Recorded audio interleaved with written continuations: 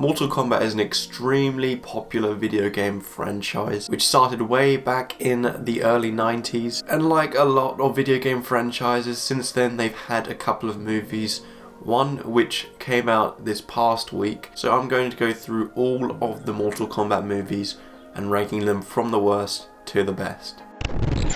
Coming in at 5th and last place is Mortal Kombat The Journey Begins. Now you're probably wondering, what the hell is this? This isn't a movie. Well, technically it is. Look, I went on Wikipedia. I was only going to do the live action movies until I looked on Wikipedia and it counted 2 separate animated movies, so I thought might as well include them. Now this one's only 50 minutes long and it's an absolute mess. The voice acting is not that good at all, as well as the editing with it. There's a lot of moments where a character would say something and then there's like a 1-second pause before the next person would say something. It lacked any fluidity and felt quite awkward. That goes for the sound effects as well. There would be fight scenes, it would be silence and then just the clanging of like fist to face or whatever, and then it would just go back to silent. It was really awkward. And as for those fight scenes, what the hell were they? They were like 2D incomplete CGI by the looks of it. It looked like a PS1 game. You know, it's swapped from average animation from that time to that, and it was laughable. As well as the characters' mouths didn't match the words that were coming out of their mouth. They would just constantly go like that while speaking, and you can clearly see it doesn't match up, or they would stop moving and their voice would still be talking. Stuff like that, as well as it's a 50-minute movie. You could tell there wasn't much effort put into this, and it's meant to be a prequel before the main first Mortal Kombat movie. I honestly don't know what it is, and it was just filled with narration. It's actually impressive that this one managed to beat what is about to come.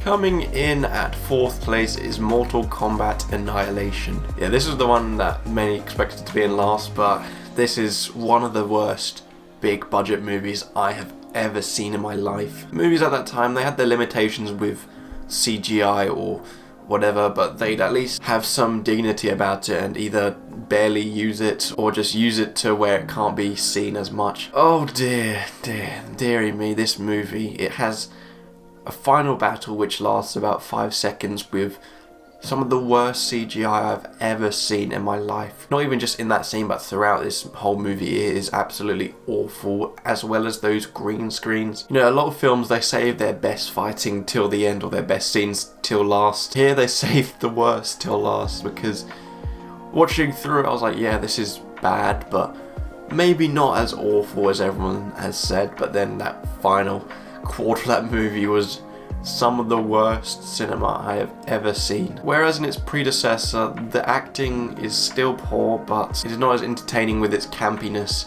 They didn't have that unique vibe to it, which we'll talk about in a bit. And it's made very clear. And coming in at 3rd place is Mortal Kombat 1995. Now, just to say, there is a huge quality gap between this movie and Annihilation, but it's still not great. And look, I know many people have nostalgia for this movie because they grew up with it. I was born in the early 2000s and had only seen this movie for the first time a couple of weeks ago, so I'm just judging it off of my experience. And a big standout is that it's really cheesy. If I grew up watching it, maybe I could enjoy that more, but watching it here hasn't particularly aged too well. But if you did grow up with it, I'm sure you'd still enjoy it. To be fair, as far as I know, this does stay faithful to its source material and delivers good fan service. And it really depends on what mindset you go into this movie with.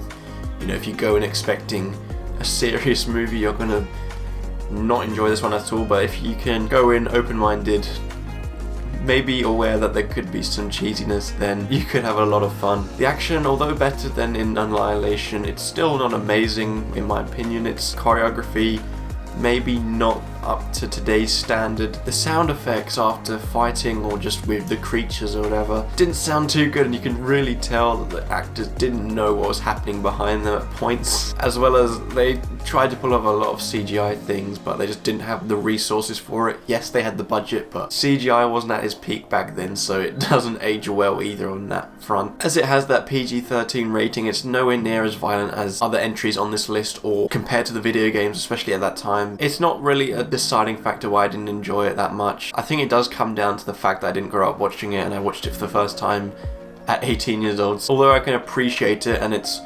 probably actually one of the better video game movies, I still didn't enjoy it too much, hence why it's in at 3rd place.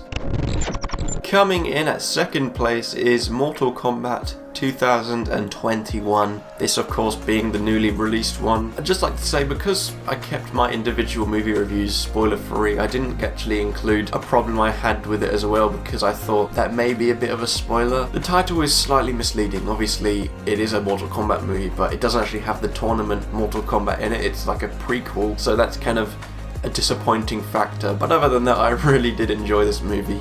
Never going to be like an Oscar contender, but you know, the action was fantastic. They had some menacing villains, especially with Sub-Zero. The characters, they could have done with more work. They even brought in a new character who hasn't been in anything Mortal Kombat before, and he just kind of stands there. He's not really this big presence who you're thinking will lead this franchise forward, especially for someone who they've just made for this movie. It felt really underwhelming. The only real character who stood out for me was Kano, who brought some great laughs. And like all these movies, the acting wasn't too great, but it's far from the worst we've seen in this franchise. I've mentioned before, I didn't really play too much Mortal Kombat, or I haven't, but whenever there was fan service that was clear on screen, it did make me smile, even though I don't have that same connection to it. So I thought they did a good job with that, I hope. But other than that, I was quite satisfied with this movie, especially with the R rating and the fatalities. They weren't afraid to go quite gory. This one is a lot more suited for my age than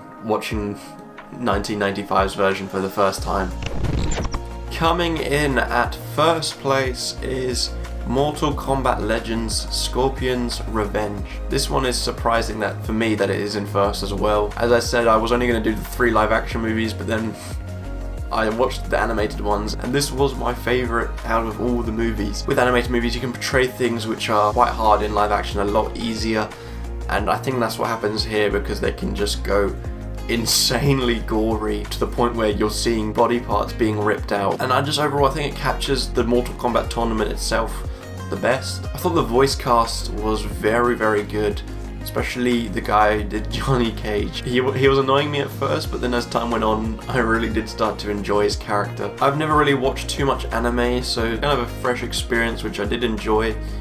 Took me some time to adapt to the style, but as the title suggests, do you think it's maybe a Scorpion-focused movie? I thought that as well. Yes, it did start off really well with a good origin story established, but then after that, we did get some Scorpion elements, but it just played out like a normal Mortal Kombat tournament. The lead character is pushed to the side and is nothing more than just a side character. You know, if it was just called Mortal Kombat, that wouldn't annoy me. I thought it did a really good job, but as a Scorpion-focused movie, it just didn't feel like one at all. But also to the fact that it's one of these animated movies which is only like 80 minutes long, there's a lot it tries to cram in, and it doesn't really exactly pull it off, and doesn't reach the best of its potential, but nonetheless, I still had a really great time with this one, and I wasn't originally gonna include these animated movies, meaning the recently released Mortal Kombat movie would have come in at 1st, but as a last minute addition, this one steals 1st place.